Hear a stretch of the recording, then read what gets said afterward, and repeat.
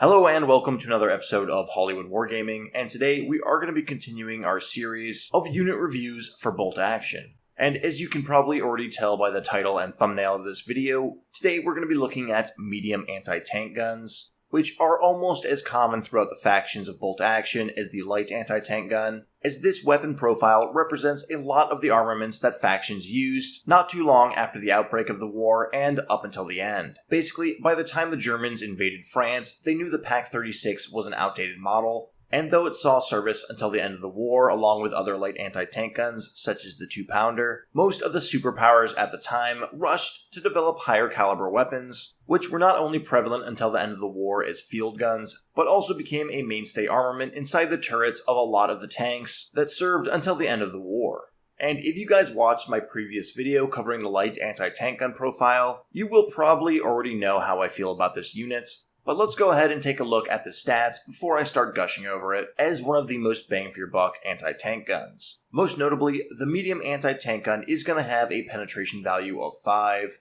which of course is going to be one more than the standard light anti-tank gun, meaning at long range, when you're facing off against a medium tank's frontal armor, you will be scoring a superficial hit on a roll of 5 and a penetrating hit on a roll of 6. And while that might sound somewhat mediocre, it will likely be enough of a threat to deter your enemy's tanks at risk of being destroyed or pinned out of action. However, another major boost that this medium anti-tank gun is going to get over the light AT gun is the fact that your range is going to be increased by a whole nother foot to a total of 60 inches. That means this anti-tank weapon is going to be a potential threat for most of the board, so long as it has line of sights to its targets. But it's also worth remembering that that increased range is actually going to be a subtle penetration buff also, as you will be hitting at half range at 30 inches, and only after that you are going to start seeing penetration drop-offs, which is going to greatly increase this weapon's overall effectiveness and further deter your enemy's vehicles.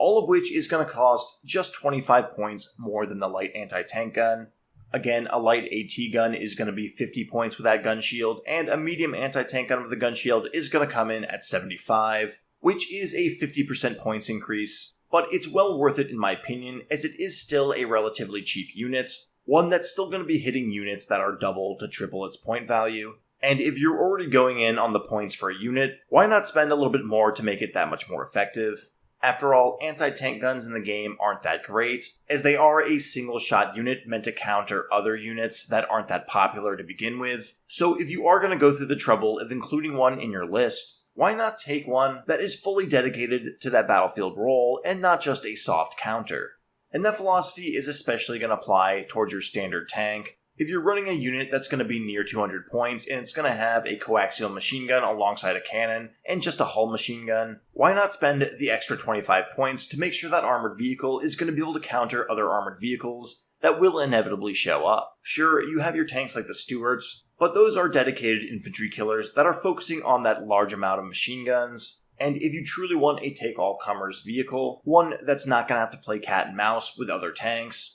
you should definitely consider looking into the MBT of the time, be it a Sherman 4 or a Panzer IIIL. And as far as artillery pieces go, the medium anti-tank gun is still going to be towable by most options, and again, that longer range on this medium anti-tank gun is going to keep you further away from potential threats, such as marauding infantry, and allow you to provide a lot more area denial without having to worry about relocating this unit. Now, if you are running this as an artillery piece, you are still only going to have about 3 crew members on average, meaning you are going to be paying more points than the light anti-tank gun for a unit that has the same amount of wounds, and it is going to make it an even juicier target for things like mortars. But that being said, 75 points is still pretty affordable, and even if you knock out something like a half-track, this unit will be fully justifying its points on the battlefield. Of course, we already touched on another main drawback of anti-tank guns, the fact that they are units that exist to counter armor, which already isn't very popular in Bolt Action, followed up by the fact that a single-shot weapon can be very punishing to swingy dice, especially when you consider the amount of hit modifiers in the game. And if this unit can't find enemy vehicles to engage, it's not going to find a whole lot of fortune engaging other targets. But overall, I am a pretty big fan of the medium anti-tank gun. I find them very useful to fit into your list if you know you're going to be going up against armored vehicles. And even if you're not too sure about what you're going to be playing against, I would say there's enough popular vehicles in the game to slot a medium AT gun into your platoon and have it regularly see action against armored targets.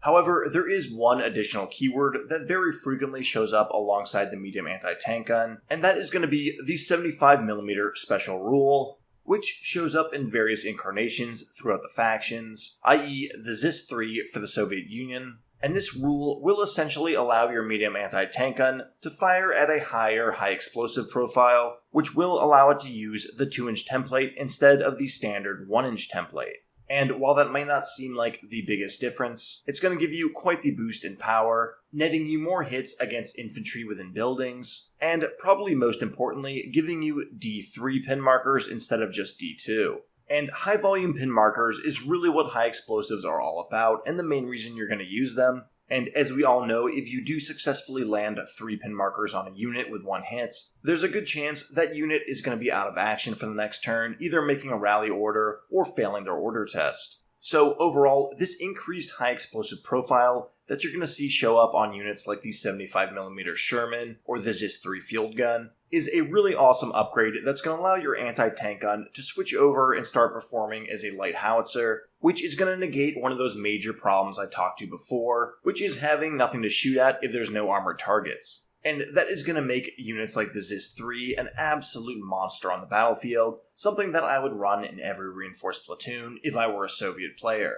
I very often find myself running my PaK 38s and my 75mm light howitzer with my Africa Corps, and if I could bundle those units into one, I would have a ZIS-3 and run it every game, no question. And this keyword on the medium anti-tank gun is really something that makes tanks like the Sherman a heavy hitter, and much more standout than a lot of the other 200-point armored vehicles in the game. So as you can see overall, I have very little negative to say about the medium anti-tank gun, and what little negative I do have to say is countered by the fact that the 75mm rule is pretty prevalent in the game, and will make this weapon a lot more versatile than it traditionally is. But let me know what you guys think about medium anti-tank guns below. Do you guys think it's worth spending the extra points for a heavy for that extra range and penetration? Or do you think the medium anti-tank gun is the sweet spot like I do? And do you think it's worth running it as an artillery piece or just having it on your medium tanks alone? We are going to be covering heavy and super heavy anti-tank guns in the near future, so if you want to see those videos,